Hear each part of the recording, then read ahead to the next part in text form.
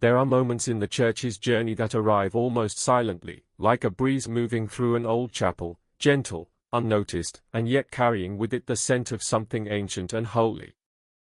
And then there are moments that do not roar, do not explode, do not shake the ground beneath our feet, but instead rise like a quiet flame, small, steady, and impossible to smother. What has unfolded in Brazil these past hours feels exactly like that kind of flame. And to truly understand it, we must take our time, because what appears simple on the surface is, in reality, layered with centuries of history, tension, and a profound mystery that has long followed the Church. If you haven't subscribed, click on the subscribe button so you don't miss out on future videos like this, because what you're about to hear is not just news, it's a wake-up call for every heart that still believes truth should burn brighter than silence. Now grab your rosary, quiet your spirit, and let your heart listen, not just with ears, but with faith. This story does not begin in the marble corridors of the Vatican, nor in Rome where protocol and politics often dictate the rhythm of ecclesiastical life. No, it begins far from those places, in a land simple, warm-blooded, and deeply devout. A land where Catholicism is not a battle but a breath, rhythm of life. It begins in Caruaru, a diocese in the heart of Pernambuco, Brazil. A landscape of humble parishes, family devotions, sun-drenched villages, and chapels where candles still burn before statues whose faces have been kissed smooth by generations. It is a place where the Church feels less like an institution and more like a mother, a place that rarely makes headlines, rarely draws Rome's attention, and rarely becomes the center of global ecclesiastical debate. And yet, here we are, because sometimes God chooses the quietest corners of the earth to speak the clearest truths. In this diocese lives Bishop José Rui Goncalves Lopes, age 58, a man not known for dramatic gestures or bold theological battles, but a shepherd of his flock. Until this week, many Catholics outside Brazil had likely never heard of him. And then there is Bishop Athanasius Schneider, known around the world, whose name has become almost synonymous with the defense of the ancient Roman rite. A man loved deeply, criticized fiercely, whose voice often reaches places most bishops are afraid to tread. But despite the fame his name carries, he travels not as a celebrity but as a pilgrim, quiet, prayerful, attentive to souls. At first glance, Bishop Schneider's visit to Brazil appeared ordinary. Meetings with the faithful, moments of prayer, conversations and interviews, smiles and handshakes, the launch of the Portuguese edition of his book Credo, a visit to Carmelite nuns whose prayers uphold the world in ways unseen. Everything was peaceful. Everything predictable. Even the welcome he received from Bishop José Rui appeared perfectly normal, two bishops, one visiting the other, a brother receiving a brother. Nothing to see, nothing to suspect. But as we now know, that was not the whole story.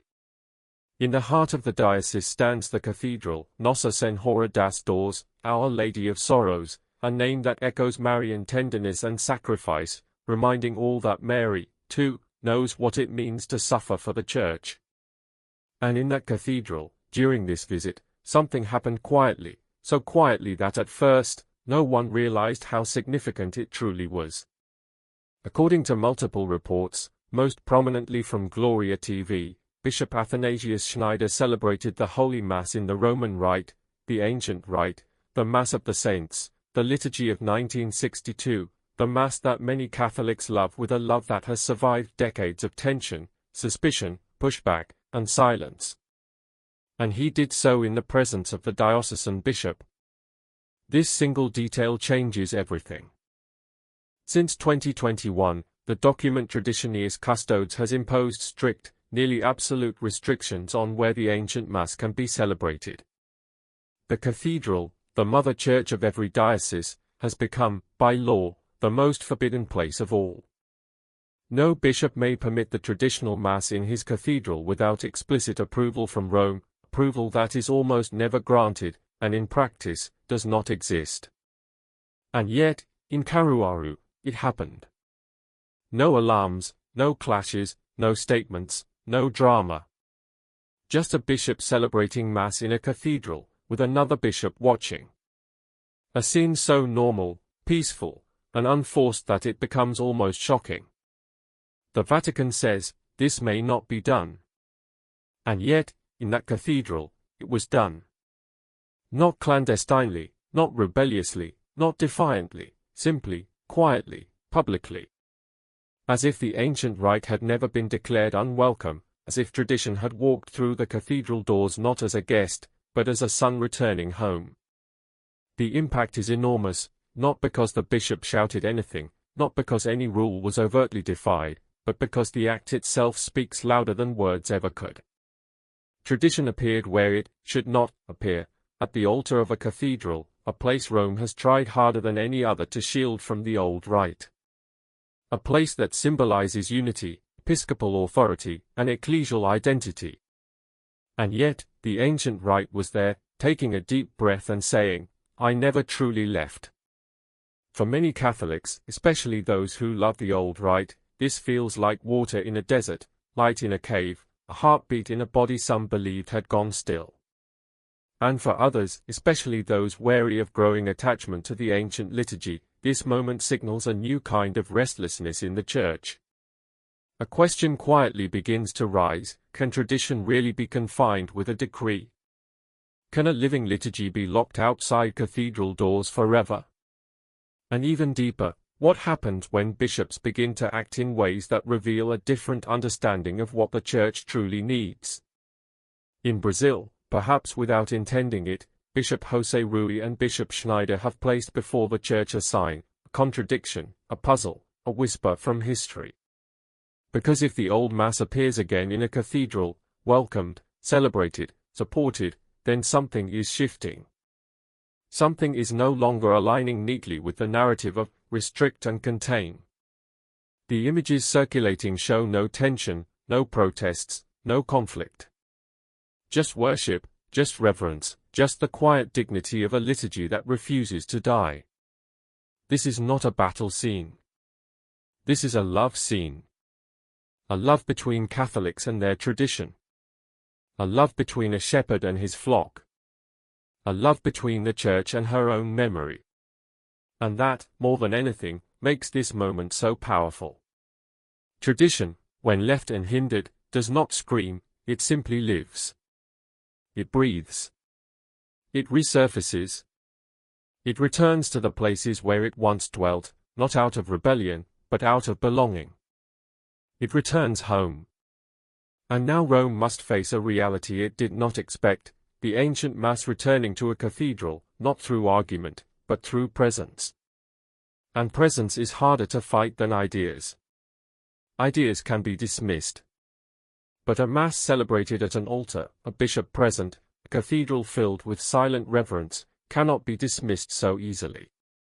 This moment in Caruaru is small, but its echo is large, and its meaning is still unfolding. The images began to circulate quietly at first, shared among Catholics who know how to read signs, who recognize when something small carries a weight far beyond its size. Screenshots of the altar, glimpses of Bishop Schneider's vestments, the unmistakable posture, gestures, and rhythm of the ancient rite. The diocesan bishop sitting there, present, calm, attentive. For many, the first reaction was not shock, but recognition. A sense that what they were seeing was not a rupture, but a memory resurfacing. A cathedral is not merely a building. It is the heart of a diocese, the spiritual lungs through which the life of an entire Catholic community breathes. When the ancient Mass is celebrated there, it resonates. It echoes. It declares something about identity. And whether intended or not, what happened in Caruaru struck at the very center of a burning question within the Church: can something so deeply woven into Catholic history truly be banished from the heart of the Church's worship? Traditionis Custodes attempted to answer, yes.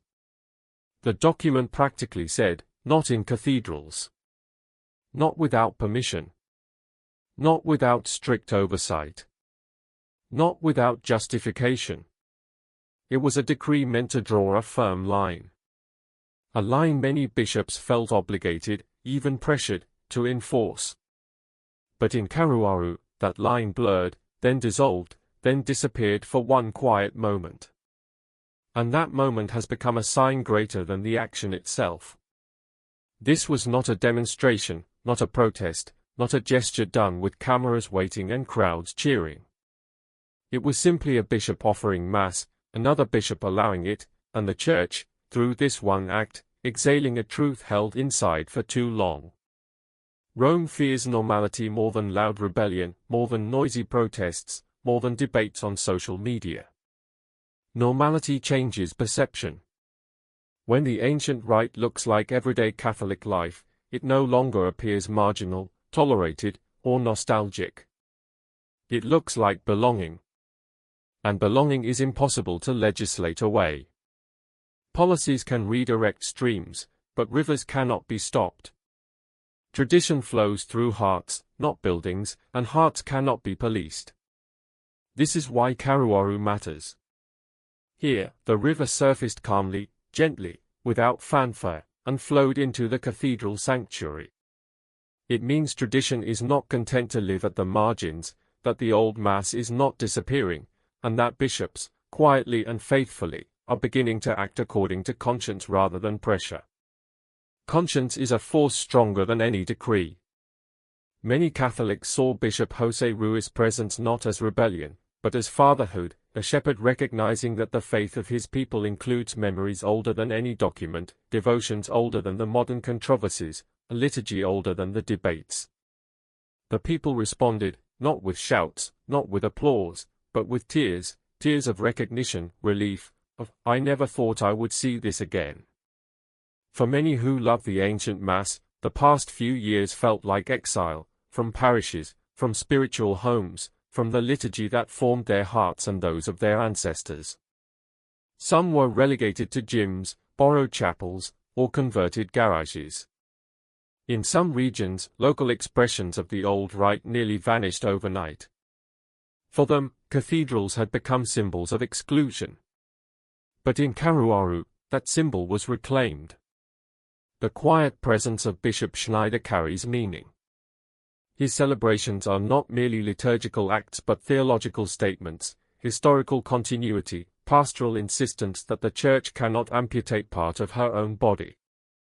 He carries the old rite like a torch, and in Karuaru, he carried it into a space where it should not be lit according to current legislation. Yet it burned peacefully. Rome cannot ignore that this was done without tension, without conflict, without defiance. This was a bishop saying not, "I refuse to obey," but, "I refuse to forget." And the difference is immense, the difference between rebellion and remembrance, destruction and love. Tradition does not destroy. It does not wage war. It does not rebel for rebellion's sake. Tradition simply remembers. Remembrance is one of the strongest forces in the Catholic imagination. Every saint, martyr, Eucharistic miracle, doctrine, everything called Catholic, is built on memory, continuity, and the sacred flow of what has been handed down. You can restrict an event, forbid a practice, legislate a discipline, but you cannot legislate memory. You cannot legislate love. This is why the Vatican now faces a deeper problem than it realizes. If bishops begin quietly allowing the ancient rite, not as defiance, but as pastoral normality, a new phase begins. One not of open conflict, but subtle divergence, where bishops shepherd according to the faith of their people rather than anxieties from Rome. The question arises, how long can Rome hold back something growing beneath the surface? Karuaru is not alone. Similar reports appear in France, the US, Poland, Africa, and Brazil, each a whisper saying, "We still need this. We still love this. We still recognize this as ours." The more the old Mass is pushed into shadows, the more dramatic its reappearance is. Silence makes its return a proclamation. Karuaru has become a living example. One bishop calmly allowed a liturgy Rome considers inadmissible in his cathedral, another celebrated it with reverence, the people prayed, the altar stood, the incense rose, and heaven opened, as it always has regardless of decade, reform, or restriction. This is what Rome fears, not disobedience, but devotion. Devotion cannot be controlled. It does not respond to policy. It does not disappear because a document is signed. Devotion is the seed of martyrs, the language of saints, and the reason Catholicism survived empires, revolutions, persecutions, and betrayals. And it is why the ancient Mass will not die. What happened in Caruaru may look small. Spiritually, historically, symbolically, it is enormous. It signals that the conversation is far from over. Tradition has not been suffocated. Bishops, quietly and faithfully, are beginning to act according to the sensus fidei, the sense of faith, of their people. Rome must eventually confront that the ancient Mass appears once again, not in a basement, a rented hall, or distant chapel, but at the center, at the cathedral, at the heart. And the heart tells the truth. This is the sound of the Church remembering herself. And when a church remembers, she becomes unstoppable. If this message touched your heart, comment Amen and stay with us. More Eucharistic stories, deeper reflections, and holy insights are on the way. May Christ in the Eucharist be your light, your rest, your truth. Amen.